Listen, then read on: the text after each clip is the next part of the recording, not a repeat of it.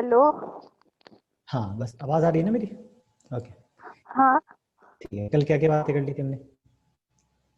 Sir, हमने कल lack of zone के बारे में पढ़ा था। अच्छा, लैक ऑपेरेंस समझ में आ गया था।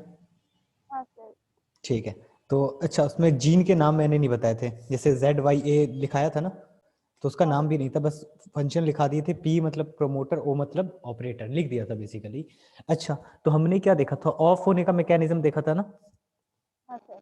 हाँ, तो ऑन कैसे होगा? ऑन जब बाइंड नहीं करेगा तब। लैक ऑपेरॉन ऑन का मैकेनिज्म देखते हैं ना।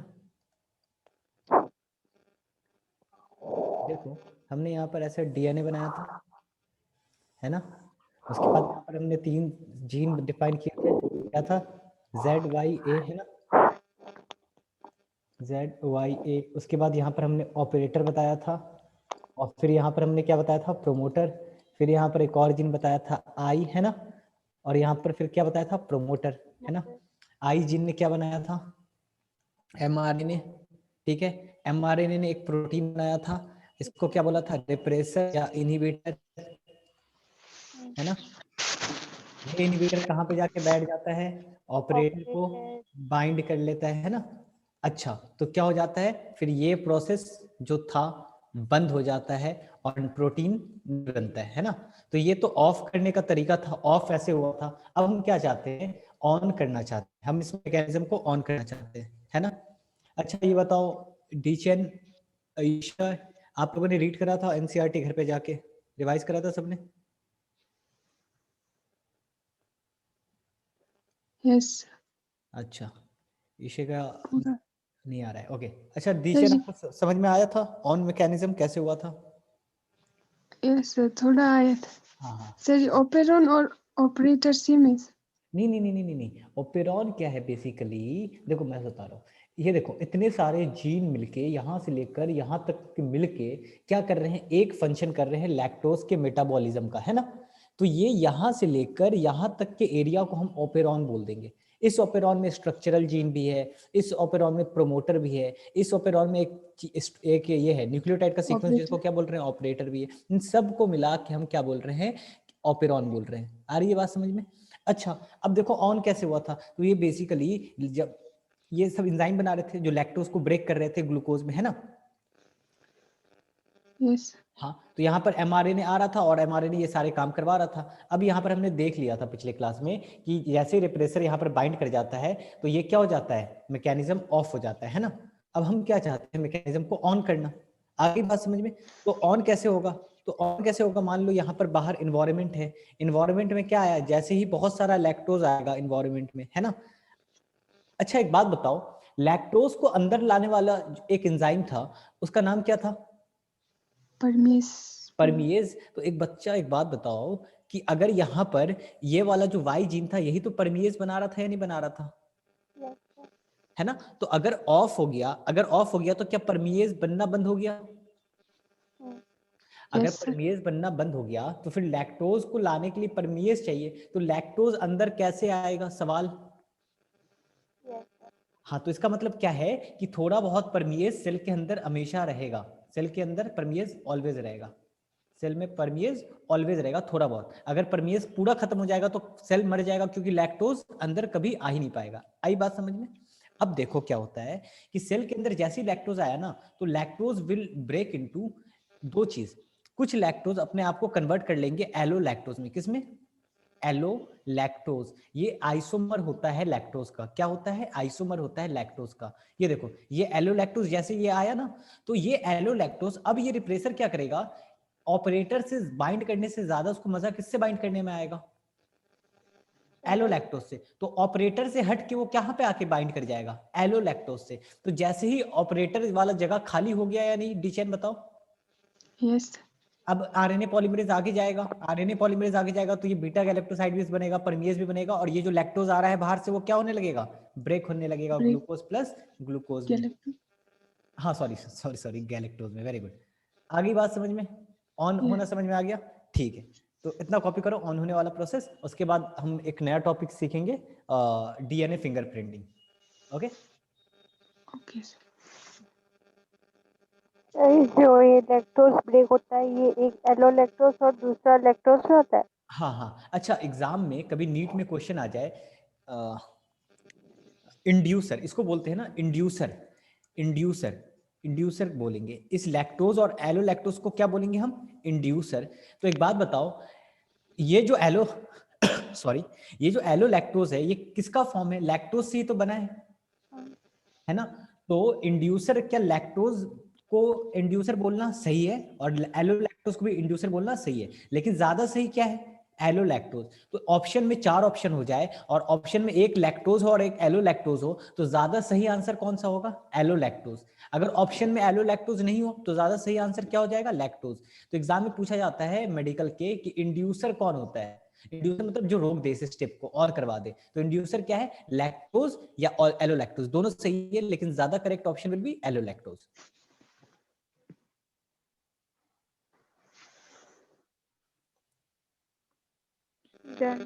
Done, okay. अच्छा, now we will talk about ना बहुत important topic which is DNA fingerprinting. सबने सीआईडी देखी होगी शायद से, I hope so. Yes. CID इसी तरह के टीवी सीरीज आते हैं बहुत सारे, तो बेसिकली उसमें आपने देखा होगा कि डीएनए की फिंगरप्रिंटिंग की मांग होती है, न्यूज़ में भी आता है ना। सॉरी मैं सीआईडी लिख रहा हूँ, what, okay sorry, DNA fingerprinting, okay. क्या जानते हो उसके बारे में, ये बताओ।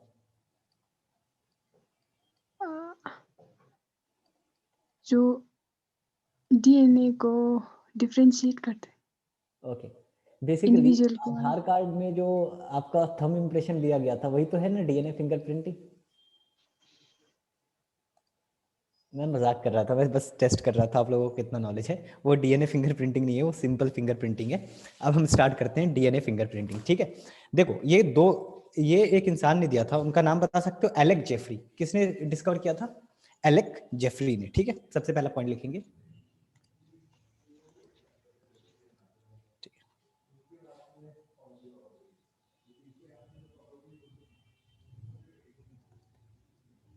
एक बार जल्दी से एनसीईआरटी में कंफर्म करो यही नाम है या नहीं है।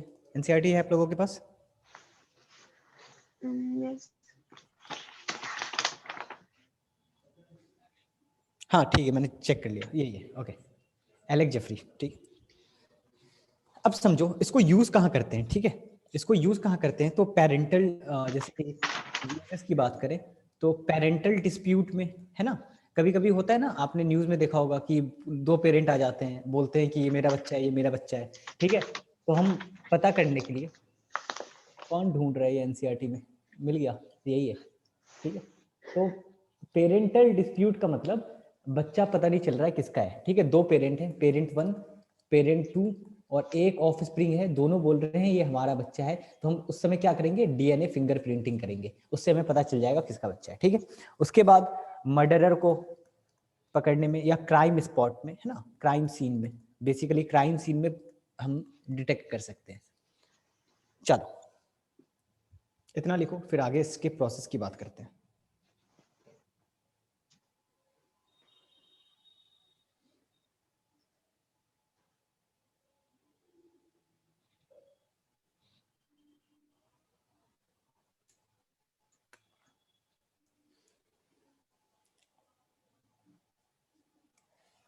Done sir.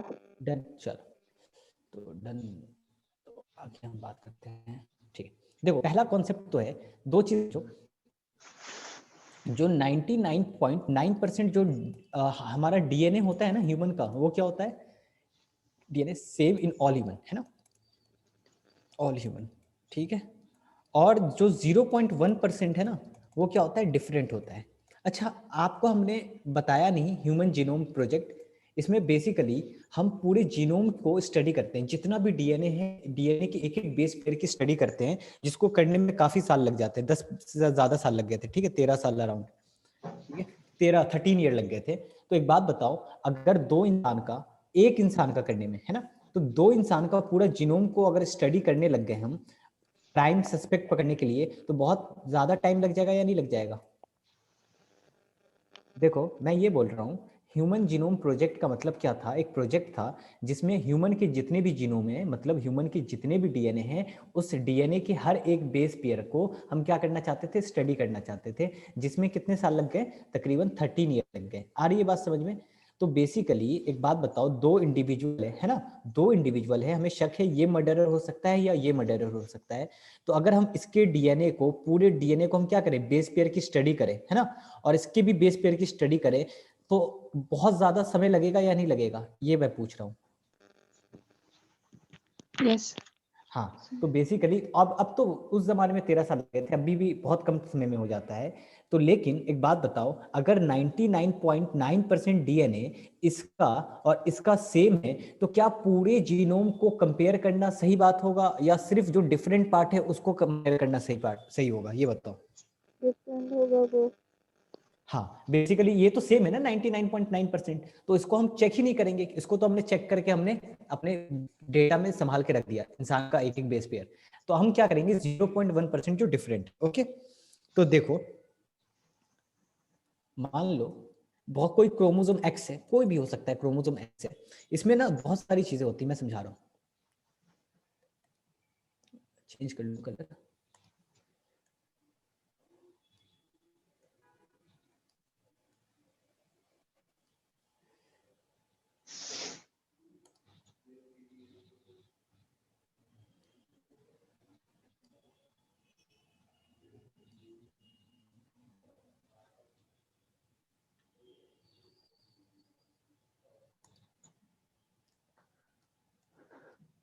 मान लो ये देखो, ये भी क्रोमोसोम एक्स है, ये पर्सन 1 का है, कोई पर्सन ए है, यहाँ पर क्या है, कोई पर्सन बी है, ठीक है।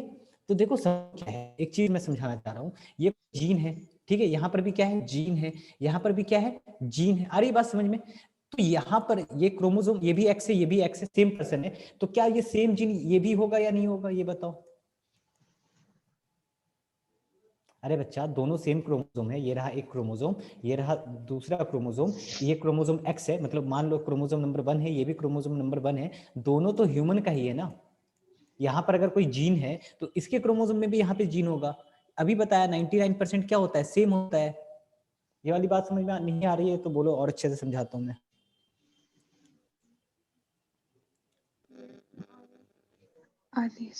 अच्छा, अगर नहीं आ रही हो ना तो बता देना, फिर दूसरे हिसाब से सीखेंगे।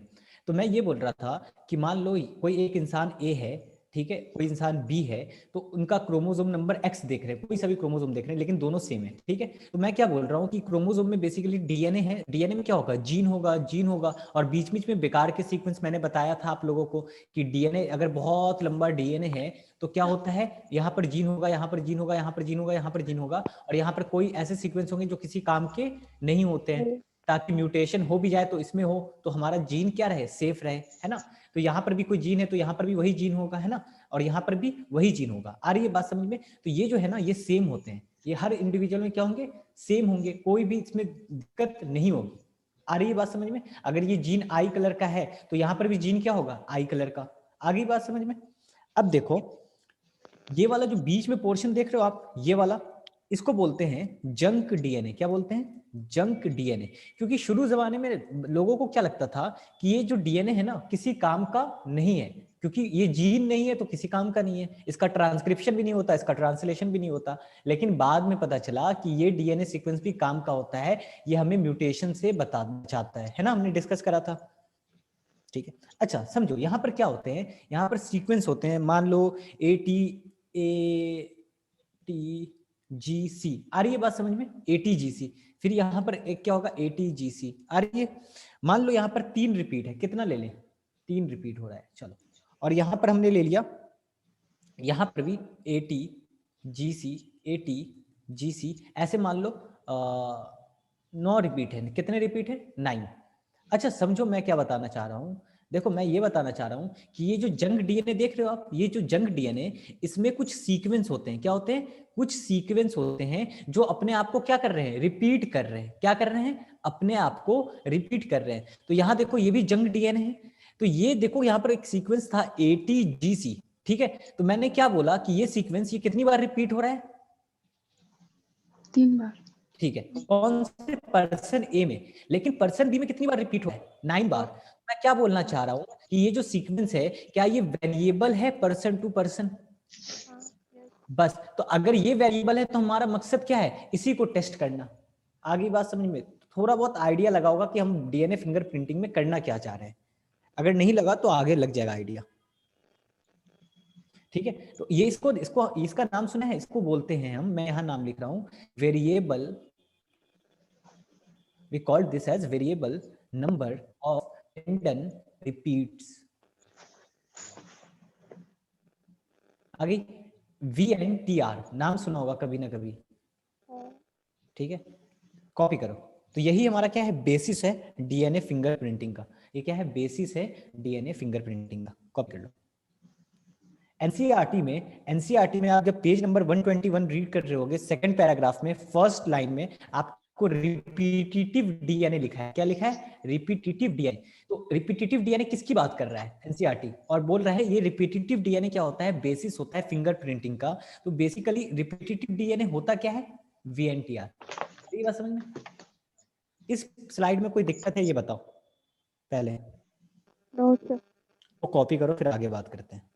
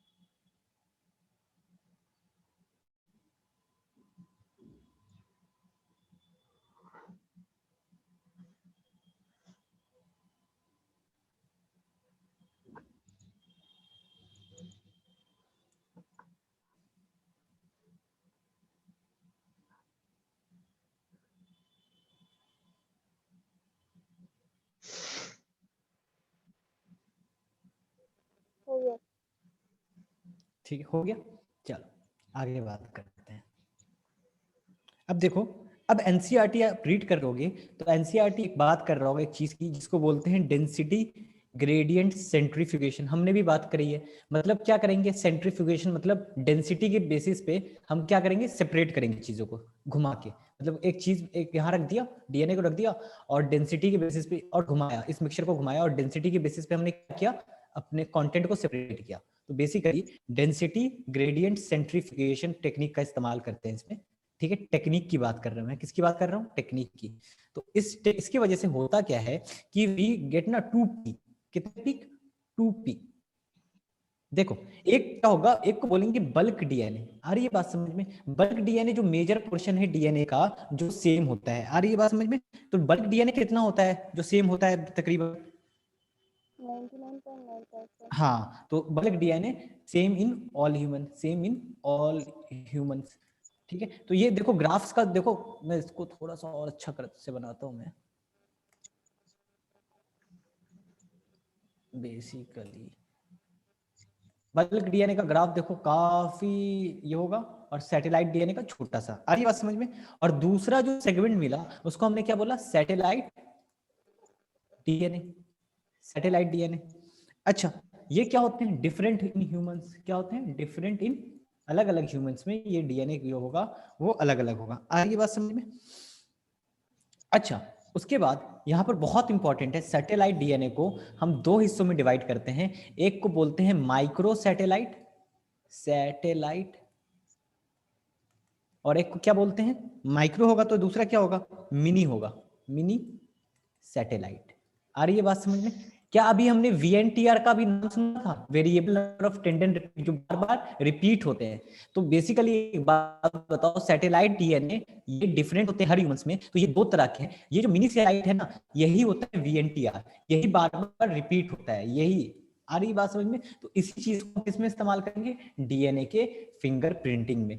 अब एक बात बताओ, इफ अगर हम डिवाइड कर रहे हैं सैटेलाइट डीएनए को तो कोई ना कोई बेसिस होगा या नहीं होगा?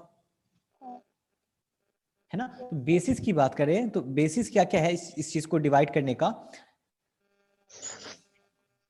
पेज नंबर 121 खोलो, पेज नंबर 121 खोलो। सैटेलाइट डीएनए दिखा होगा एक बोल्ड लेटर में, है ना? दिखा सेकंड ग्राफ में सबको दिखा?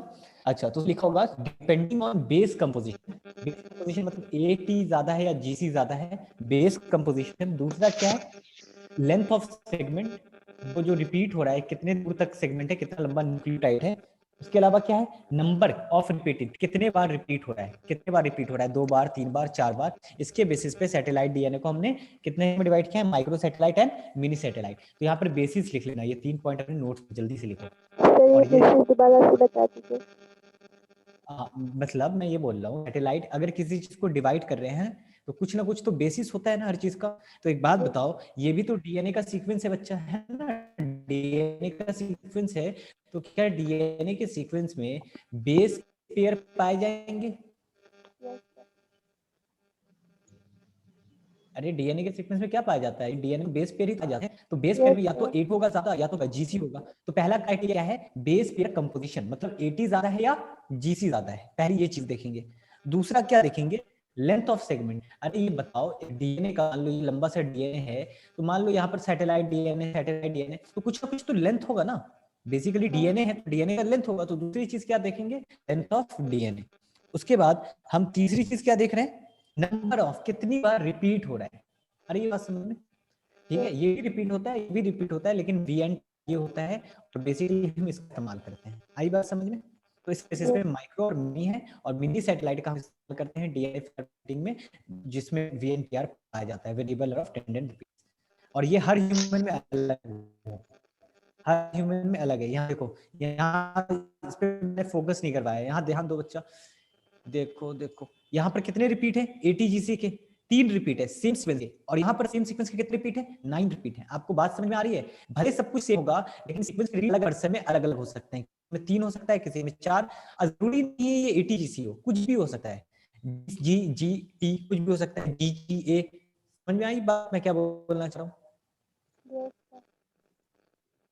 ठीक है, अगर आपको मेरी बात तेज लगे या कुछ समझ में नहीं आया तो यू कैन बीच में टोक सकता आप मुझे, ठीक है? कॉपी दिस, और ये 3 पॉइंट भी।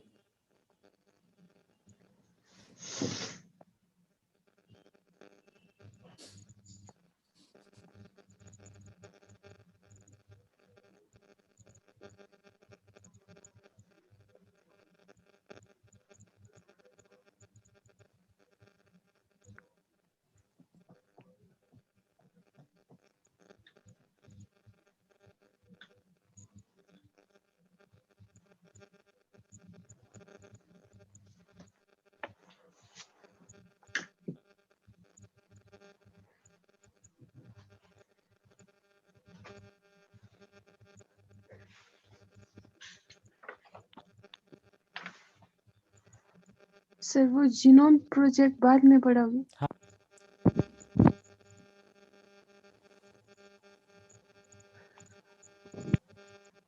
हाँ नीरजा क्या बोल लो?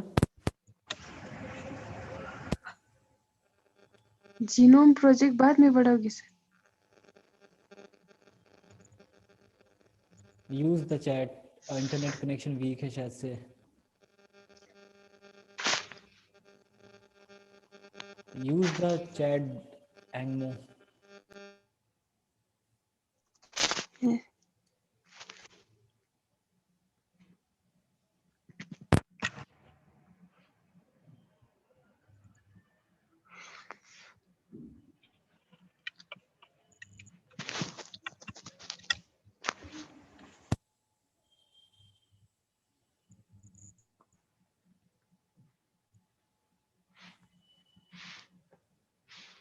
हाँ, जीनोम प्रोजेक्ट 2 टॉपिक बचा हुआ था हमारा इस चैप्टर में। एक था ह्यूमन जीनोम प्रोजेक्ट और एक था DNA fingerprinting. Human genome project is a theory वाला पार्ट, इसलिए मैंने सोचा आज समझाने वाला पार्ट कराऊं आपका डीएनए फिंगरप्रिंटिंग। अगले क्लास में हम जीनोम प्रोजेक्ट करेंगे। ओके अच्छा।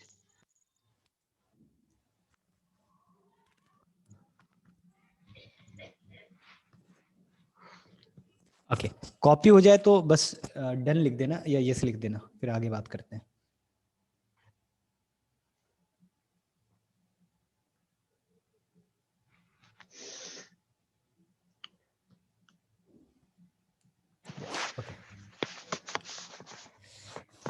चलो अब हम आगे बात करते हैं। देखो समझो, बेसिकली मैं अभी ना एक क्रोमोसोम की बात कर रहा हूँ, late it B chromosome number 1, ठीक है। लेकिन हर क्रोमोसोम 46 क्रोमोसोम की मैपिंग होगी, हर एक क्रोमोसोम को हम क्या करेंगे, स्टडी करेंगे, ठीक है। लेकिन मैं सिर्फ एक क्रोमोसोम को समझा रहा हूँ। अब देखो मैं क्या बोल रहा हूँ, मान लेते हैं कि 2 इंसान चाहिए, तो let it be change the,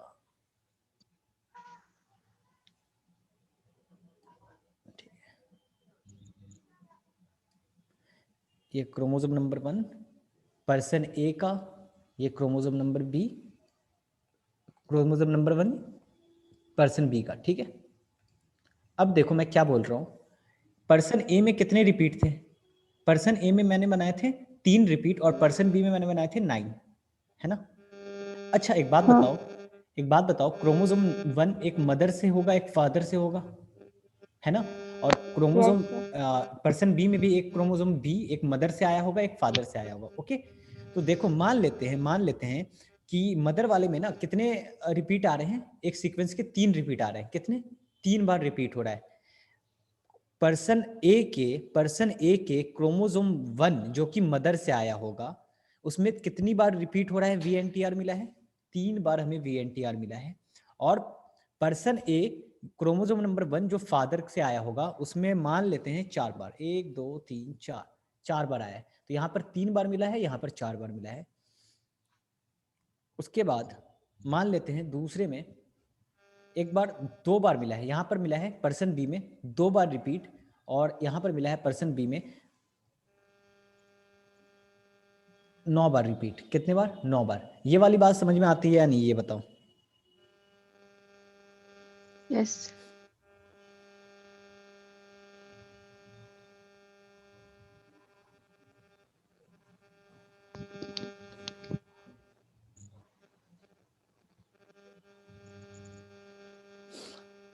अब देखो समझो, बात को समझो, मैं ये बोल रहा हूं कि मैंने आपको ये बता दिया कि इसमें 3 बार रिपीट है, इस पे 4 बार रिपीट है, इस पे 2 बार है, इस पे 9 बार है। लेकिन हमें कैसे पता चलेगा कि कितने बार रिपीट है, हमें चेक करना पड़ेगा। तो हमने देखो डेंसिटी ग्रेडियंट से 2 डीएनए के बल्क निकाल लिए थे, एक बल्क डीएनए था और एक छोटा सा डीएनए था सैटेलाइट डीएनए। और सैटेलाइट डीएनए में 2 ग्राफ बने थे, एक माइक्रो और एक मिनी, है ना। देखो, है ना, हम मिनी का इस्तेमाल कर रहे थे VNTR का। आ रही है बात समझ में, तो हम सिर्फ मिनी का यूज करेंगे। तो एक बात बताओ, क्या डीएनए को हमें उस मिनी डीएनए के सीक्वेंस पे बेसिकली हमें चेक करना है कि कितने VNTR हैं। मैंने यहाँ पर बता दिया 3 है 4 है, मैं क्या बोल रहा हूँ, हमें ये चेक करना होगा कि कितने VNTR हैं मिनी सैटेलाइट पे, ओके। तो सबसे पहले ये जो डीएनए है, लंबा सा डीएनए है, बेसिकली लंबा सा डीएनए है, हम इसको क्या करना होगा, ब्रेक करना पड़ेगा, इसको क्या करना पड़ेगा, काटना पड़ेगा, सबसे पहला स्टेप। तो मैं आपको बता रहा हूं, फर्स्ट स्टेप क्या होगा, डाइजेशन बाय रेस्ट्रिक्शन एंडोन्यूक्लियस। क्या होगा, स्टेप 1 जो होगा, डाइजेशन बाय रेस्ट्रिक्शन एंडोन्यूक्लियस। तो रेस्ट्रिक्शन एंडोन्यूक्लियस क्या करेगा, इस डीएनए को कहीं कहीं से काट देगा। आ रही है बात समझ में, इस डीएनए को बेसिकली कहीं कहीं से, बेसिकली इस डीएनए को ना काट देगा, ठीक है, डीएनए को काट देगा। उसके बाद second step will be gel electrophoresis. क्या है, जेल इलेक्ट्रोफोरेसिस।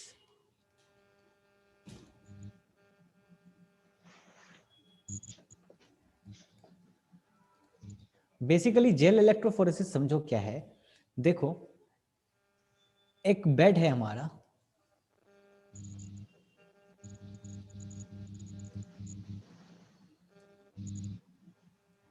ठीक है, यहाँ पर वेल्स होते हैं, यहाँ पर क्या होते हैं, इनको बोलते हैं वेल्स। इसमें हम डीएनए को डालते हैं, इसमें हम क्या डालते हैं, डीएनए को डालेंगे, ठीक है। बेसिकली यहाँ पर हुआ क्या है कि इस बहुत लंबा सा क्या था आपका डीएनए था, उस डीएनए में से हम क्या चाहते थे, VNTR वाला पार्ट चाहते थे। तो हमने क्या किया, इस डीएनए को काट दिया अलग अलग सीक्वेंस में, आ रही है बात समझ में? मैं क्या बोल रहा हूँ आपको समझो। मैं ये बोल रहा हूँ कि हमारा काम का सीक्वेंस है VNTR। फिर से समझो, हमारे काम का सीक्वेंस है VNTR। अब देखो लंबा सा डीएनए है, बहुत लंबा, और इस लंबे से डीएनए में थोड़ा थोड़ा सा एरिया पे क्या है, VNTR है। तो हमें क्या चाहिए, काम का VNTR वाला एरिया चाहिए। तो हमने क्या किया, डीएनए को बहुत छोटे छोटे टुकड़ों में ब्रेक कर दिया। हमने डीएनए को बहुत छोटे छोटे टुकड़ों में क्या कर दिया, ब्रेक कर दिया। बात समझ में आई? ये वाली बात, फर्स्ट स्टेप समझ में आया? मैं क्या बोल रहा हूँ, लास्ट बार बोल रहा हूँ, समझो। डीएनए एक बहुत लंबा सा सीक्वेंस है, हमें इस सीक्वेंस में VNTR जो रिपीट हो रहे हैं वो चाहिए था। तो सबसे पहले हमने क्या किया, ये करने के लिए हमने एक एंजाइम लिया, रिस्ट्रिक्शन एंडोन्यूक्लियस, और डीएनए को काट के बहुत छोटे छोटे टुकड़ों में काट दिया। आ रही है बात समझ में? टाइप यस और नो।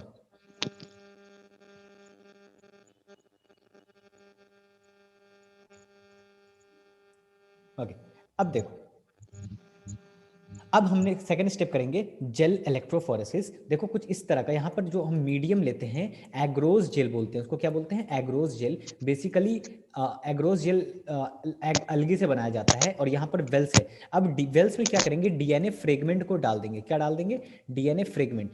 डीएनए में चार्ज कैसा होता है, नेगेटिव। आ रही है बात समझ में? और यहाँ पर हम डालेंगे पॉजिटिव चार्ज, यानी एनोड डालेंगे। आ रही है बात समझ में? तो एक बात बताओ, कुछ डीएनए लंबे से, कुछ छोटे से, कुछ लंबे से, कुछ छोटे से, किसी पे। आ रही है बात समझ में? तो डीएनए नेगेटिव है, तो क्या ये नेगेटिव वाले फ्रेगमेंट डीएनए के क्या पॉजिटिव के तरफ जाना चाहेंगे? क्या नेगेटिव चीज क्या पॉजिटिव के तरफ जाना चाहेगी? Yes. यस, बिल्कुल जाना चाहेगी। मैं खुद ही आंसर दे देता हूं। तो बेसिकली, तो यहां पर होगा क्या, यहां पर होगा क्या कि कुछ डीएनए के जो सीक्वेंस है, ग्रीन कलर से शायद से बनाया था, तो बेसिकली जो छोटे डीएनए हैं वो पीछे चले जाएंगे, और जो लार्जर डीएनए हैं वो थोड़ा आगे रह जाएंगे। आ रही है बात समझ में?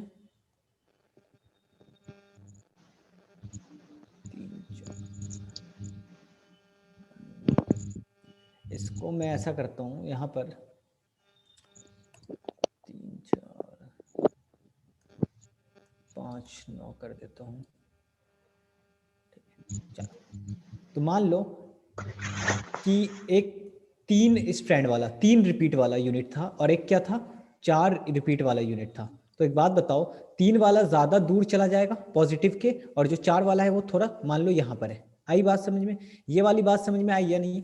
पर्सन ए का जब हमने जेल इलेक्ट्रोफोरेसिस कराया, डीएनए के फ्रेगमेंट को हमने डाल दिया, और फिर बहुत सारे डीएनए अलग अलग जगह चले गए। आ रही है बात समझ में? सेपरेट हो गए।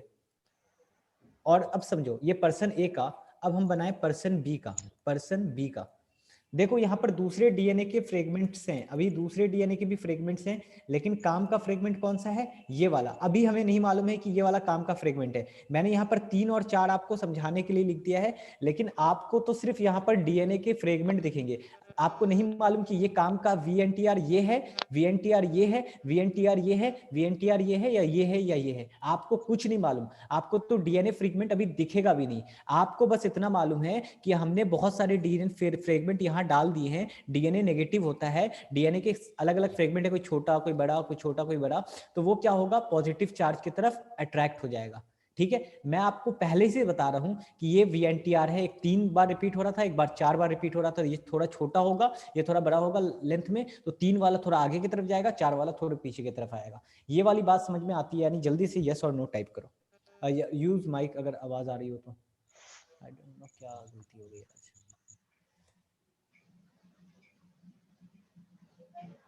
ओके ओके, ठीक है, okay, very good very good. उसके बाद हमने पर्सन बी का, यहाँ पर हमने क्या बनाया, पर्सन बी। तो पर्सन बी का भी बहुत सारे क्या होंगे, इलेक्ट्रोफोरेसिस बना होगा, अलग अलग डीएनए का फ्रेगमेंट बना होगा। और मैंने क्या बोला था, एक एक 5 बार रिपीट हो रहा है, एक 9 बार रिपीट हो रहा है, एक 5 बार रिपीट हो रहा है। तो मान लो यहाँ पर 4 बनाया था, तो 5 समझ लेते हैं, कहीं यहीं कहीं पे होगा 5। ठीक है, और एक 9 रिपीट हो रहा है, मान लो ये 5 बार यहाँ पर है, 9 बार यहाँ पर। ठीक है, ये 9 बार, ये 5 बार। आ रही बात समझ में? लेकिन हमें क्या मालूम, हमें तो बहुत सारे डीएनए फ्रेगमेंट है।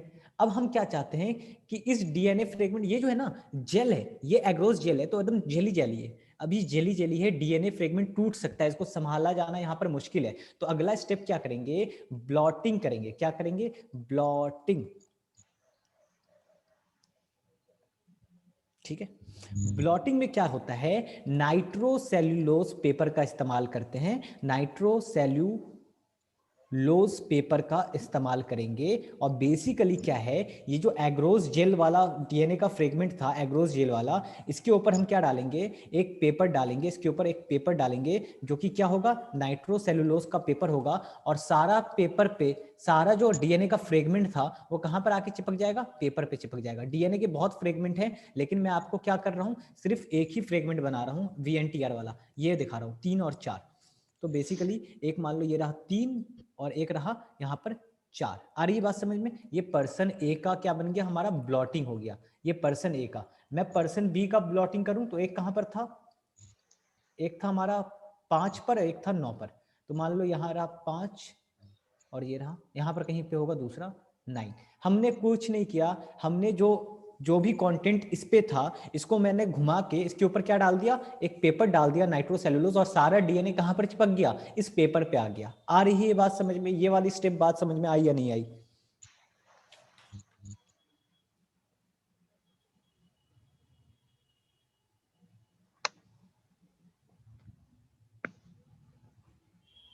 ठीक है, वेरी गुड। तो ब्लॉटिंग का मतलब है transfer of separated DNA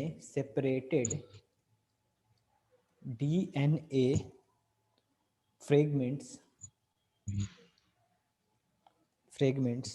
to synthetic membrane. Synthetic membrane हम बहुत सारा इस्तेमाल कर सकते हैं, लेकिन सबसे फेमस सिंथेटिक मेम्ब्रेन क्या है, नाइट्रोसेल्यूलोज। इस प्रोसेस को बोलते हैं ब्लॉटिंग। ओके, अब देखो समझो, अब हमने क्या किया, नाइट्रोसेल्यूलोज पे भी डाल दिया। लेकिन एक बात बताओ, ये बताओ, अभी भी हमें ये डीएनए हमें अभी भी दिख नहीं रहा है। हम डीएनए को देख ही नहीं सकते ना बच्चा, वो तो मॉलिक्यूल है, वो मिल गया। अभी भी डीएनए, हमें मालूम है कि इस पेपर पे डीएनए के फ्रेगमेंट्स हैं, लेकिन अभी भी हमें डीएनए का सीक्वेंस बिल्कुल भी नहीं दिखेगा।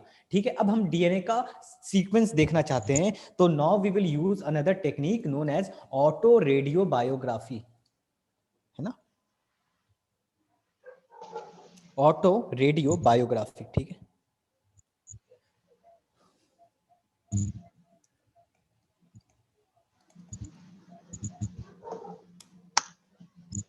सॉरी, बायोग्राफी में गलत बोल रहा था, वही मैं सोचूं क्या गलत बोल रहा हूँ। ऑटो रेडियोग्राफी, है ना, ऑटो रेडियोग्राफी। देखो इसमें हम क्या करेंगे बच्चा, इसमें हम एक चीज का इस्तेमाल करेंगे जिसको क्या बोलेंगे, प्रोब। हम लोग साइंस वाले बनते हैं, हमें बहुत कुछ मालूम है। हमने क्या किया है, ये VNTR छोटे छोटे से सीक्वेंस है, ATGC, मान लो ये क्या है, आपका VNTR है। तो हमने कुछ नहीं किया है, हमने इसका उल्टा सीक्वेंस वाला, ऑपोजिट सीक्वेंस का हमने क्या बना रखा है, सीक्वेंस बना रखा है न्यूक्लियोटाइड का। और वो भी किस मटेरियल से, रेडियो एक्टिव मटेरियल से। किस मटेरियल से, रेडियो एक्टिव मटेरियल से। एक बात बताओ, हमारा 2 नाइट्रोसेल्यूलोज का पेपर था, एक पर्सन ए का था, एक क्या है, पर्सन बी का है। आ रही है बात समझ में। पर्सन ए में कहां पर था, 3 और 4 पे, यानी यहां पर मान लो 3, और एक कहां पर था, यहां पर 4। और पर्सन बी में कहां था, 5 बार रिपीट था, और एक बार कितना रिपीट था, 9 बार रिपीट था। आ रही है बात समझ में। अब हमने क्या किया कि हमने प्रोब डाल दिया इसके ऊपर। तो ये प्रोब क्या होते हैं, रेडियो एक्टिव होते हैं। तो ये 9 बार यहाँ पर क्या करेंगे, इसके कॉम्प्लीमेंट्री करेंगे। ये 5 बार कॉम्प्लीमेंट्री करेंगे, यहाँ पर भी कॉम्प्लीमेंट्री करेंगे, यहाँ पे भी कॉम्प्लीमेंट्री करेंगे। अब ये बताओ, can you see this probe, आपको ये प्रोब दिखेगा या नहीं। हाँ। Can you see this probe, आपको डीएनए नहीं दिखेगा, लेकिन आपको प्रोब जरूर दिखेगा, क्योंकि ये क्या है, रेडियो एक्टिव है। तो क्या इनडायरेक्टली आपने डीएनए को देख लिया कि 9 बार, अगर 9 बार प्रोब दिख रहा है तो मतलब 9 रिपीट है, 5 बार प्रोब दिख रहा है मतलब 5 रिपीट है, 3 बार प्रोब दिख रहा है तो 3 रिपीट, 4 बार प्रोब दिख रहा है तो 4 रिपीट। क्या ये स्टेप समझ में आता है, ऑटो रेडियोग्राफी।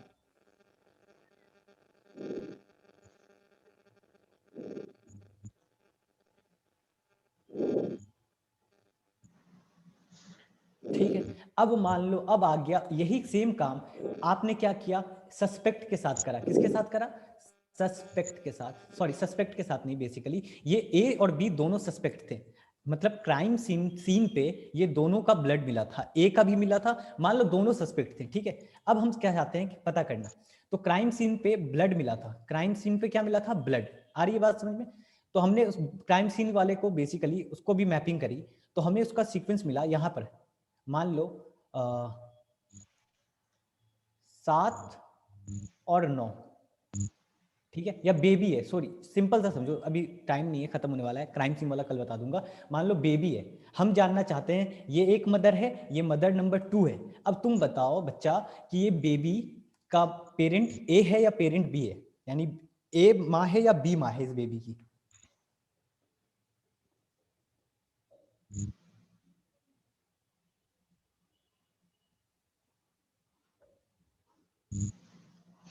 बी। चलो दयाचंद आप बताओ बच्चा।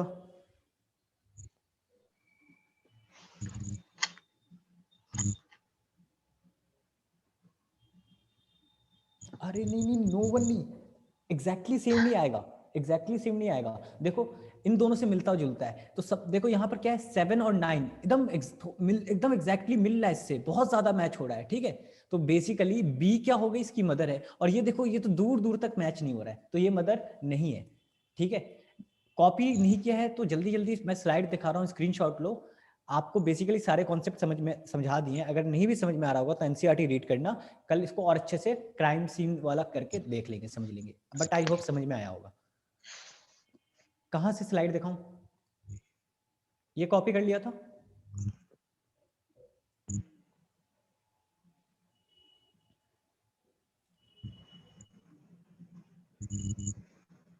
ठीक, इसका स्क्रीनशॉट लो।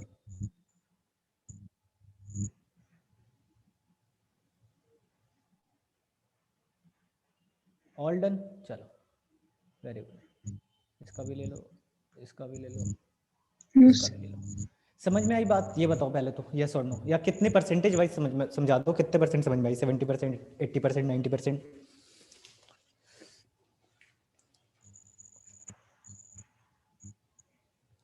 80%, चलो कोई नहीं, और अच्छे से एनसीईआरटी रीड करना, समझ में आ जाएगा आपको बच्चा। Angmo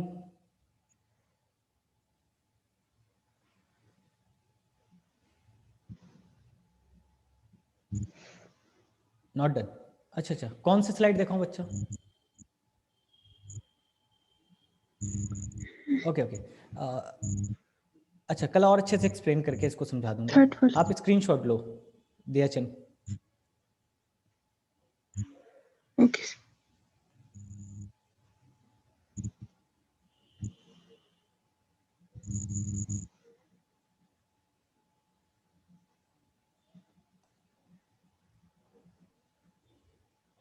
page number 3,